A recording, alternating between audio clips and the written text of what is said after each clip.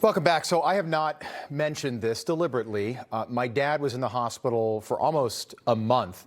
And from the hospital, he was moved to a rehab center just last week. And we're hoping and praying that the next stop is home with my mom. He's not going to hospice, but I can promise you that for anyone who has ever had a loved one in that situation, you're only thinking about their well-being. That's it. But not if you live in a blue state in this country. The Rosary Hill Home in Hawthorne, New York is a Catholic hospice center which has been in operation since 1901. They were just informed that the nuns who provide free care for terminally ill cancer patients who can't afford it, according to the state of New York, must now use patients' proper pronouns, affirm their gender, and assign rooms and restroom usage based on the patient's gender identity and not their biological gender, basically meaning a terminally ill male cancer patient who happens to identify as a woman can be assigned a bed next to a biological woman and then use the women's bathrooms and the women's showers. Again, these patients are all terminally ill. They don't have a lot of time left. But these nuns are fighting back. They filed a lawsuit against the state of New York saying they are violating their constitutional rights and the tenets of their Catholic faith as the war on Christianity just continues unabated. Katie Zachariah is a lawyer and a former deputy assistant secretary at DHS. Father Patrick Flanagan is the chair of the Department of Theology and Religious Studies at St. John's University. It's great to have you both on. Katie, Mother Marie Edward put out this statement: "We sisters have taken care of patients from all walks of life, ideologies, faiths. We treat each patient with dignity and Christian charity. We have never had a complaint. We cannot implement New York's mandate without violating our Catholic faith." Do you think the state of New York has a case?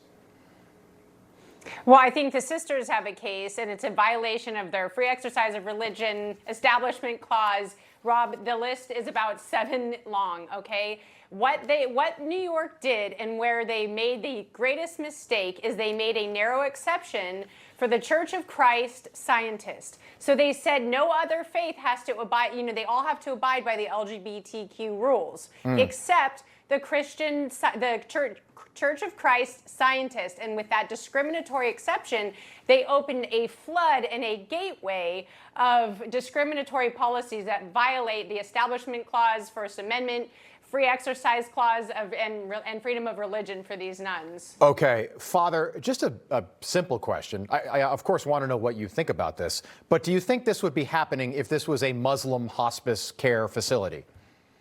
Well, I think that the Muslims need to start thinking about this. I think that the Muslims and the Jews, our brothers and sisters in faith, need to start thinking about this, because if they're going to come after the Christians, they're going to come after other religious groups.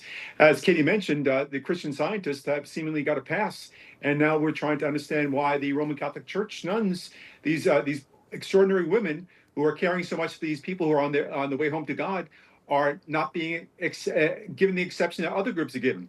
Can you imagine if you are the family member of one of these patients, Katie? You're a mom. Imagine, you're there with one of these patients. The average patient is there for 16 days. Imagine having to deal with something like this before your loved one passes on. Imagine that.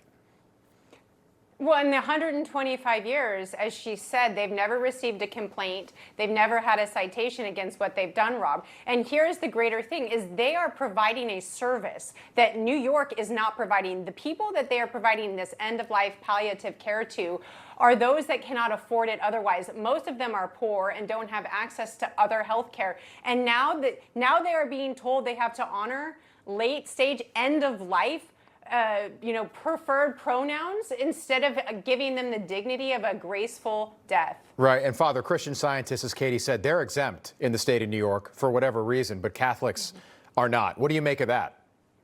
Well, I think that, as I mentioned before, I think the Catholics, Jews, and Muslims need to come together and speak with a one united voice and take on the state and take on the laws. This is not a hypothetical. It's a real legal conflict between anti-discrimination laws and religious liberty in a hospice serving the dying, cared by these extraordinary women.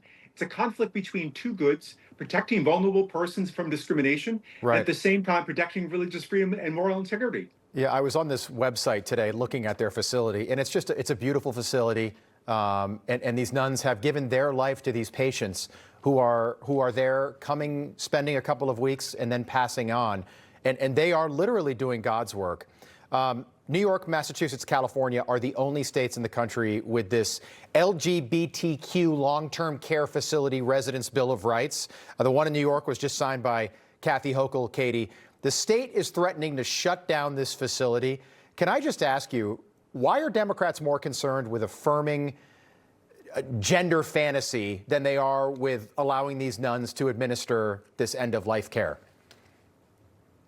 Well, no good deed goes unpunished. We've seen it time and time again with the left. They have to make something out of nothing. And again, as I said, nobody else is providing this type of comprehensive care to the poor as they face end of life. So what's New York going to do?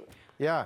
And they're doing it for free. So is New York going to take this on in their beautiful medical facilities that are taxpayer funded? No, absolutely not. These people will probably be dying on the streets alone. They would be, and it breaks my heart that these nuns have to deal with this instead of doing the work that they are doing, and they've done for 125 plus years.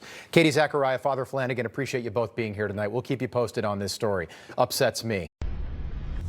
Information. Truth is freedom. Is Newsmax. It's real news for real people.